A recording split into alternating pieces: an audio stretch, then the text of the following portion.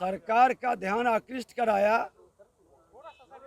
कि सरकार में बैठे मंत्री इजराइल मंसूरी जी जिस तरह से उसके परिवार को अपने गुर्गों को भेजकर धमकी दिलाए, राहुल साहनी की हत्या हुआ है और फिर उसको कह रहे हैं कि अब तुम्हारे दामाद को बेटा की हत्या के बाद दामाद की हत्या करेंगे, नहीं तो केस आपस लो। ये खुल करके जंगल राज नहीं गुंडा राज स्थापित कर रहे हैं और उन्होंने आवेदन भी भेजा है, थाना में जाकर के आवेदन दिया। माननीय मुख्यमंत्री जी उस दिन सारा पेपर मांगे थे, सदन में ही पेपर दिया गया। उन्होंने कहा था हम संज्ञान लेंगे और हम इसको जांचेंगे। जवाब देना चाहिए सरकार को सदन में, लेकिन ये सरकार अपराधी और भ्रष्टाचारी के सामने आत्मसमर्पण कर चुके हैं। माननीय मुख्यमंत्री जी कोई जवाब नहीं देते हैं और आसन खुलकर ये अपराधियों और भ्रष्टाचारियों की सरकार के पक्ष में खड़े होकर आसन से कहते हैं कि आप बहिष्कार करके जाते हैं और किसके अनुमति से आते हैं। बिहार की जनता हमें चुनकर भेजी है, एक मजबूत प्रतिपक्ष की भूमिका निभाने के लिए सदन में आने के लिए किसी की अनुमति की जरूरत नहीं पड़ती है। नियमावली में ऐसा कोई नियम नहीं है, लेकिन दुर्भाग्य है बिहार का कि जब आसन सरकार की भाषा बोलने लगे और सरकार अपराधियों भ्रष्टाचारियों के सामने नतमस्तक हो जाए तो इससे बड़ा दुर्भाग्य नहीं। पूरे बिहार के अंदर दहशत का वातावरण है।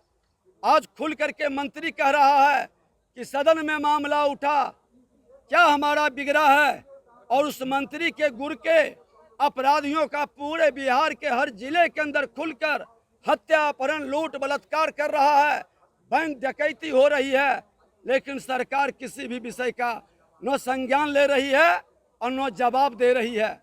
आज हमारे 7वें चरण के शिक्षक अभ्यर्थी भी रोड पर खुल करके आंदोलन कर रहे हैं और किस तरह से उनको प्रताड़ित किया जा रहा है। सरकार का मंत्री का घोषणा था, ट्वीट किए थे और मुख्यमंत्री ने कहा था कि गोपनीयता भंग नहीं होनी चाहिए, कैबिनेट में पास होने के पहले गोपनीयता भंग किए मंत्री को हटाना चाहिए, मंत्री पर कार्रवाई करनी चाहिए। लेकिन मुख्यमंत्री कुर्सी के लिए पूरी तरह से आत्मसमर्पण कर चुके हैं। बिहार में अब सुशासन की बात नहीं, जंगल राज को जनता राज बताने वाले ये गुंडा राज में तब्दील कर दिए हैं। और इस गुंडा राज को, जंगल राज को बीजेपी भी हटाया था, इस गुंडा राज को भी हम लोग हटाएंगे।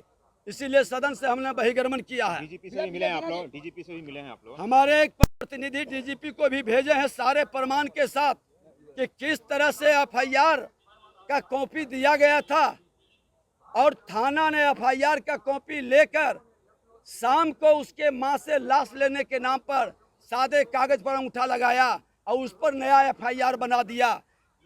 उसकी मां, उसके परिवार के लोग डीएसपी के सामने बयान दिया। जब महाधरना हुआ तो आईजी के कक्ष में उसके परिवार के लोग बयान दिया, उसके बाद भी आज तक कार्रवाई नहीं होना। खुल करके अपराधी मंत्री को बचा रहे हैं। सरकार को उसे बर्खास्त करनी चाहिए। मंत्री के पद पर बैठकर प्रशासन को, शासन को प्रभावित कर रहा है और जब तक वो मंत्री के पद पर रहेंगे इंसाफ उस गरीब को, राहुल साहनी अति पिछड़ा का बेटा को नहीं मिलेगा। कल उसके परिवार के साथ कोई भी घटना घटित होता है, ये सरकार की जिम्मेवारी है उसे सुरक्षा और मुआवजा प्रदान करें।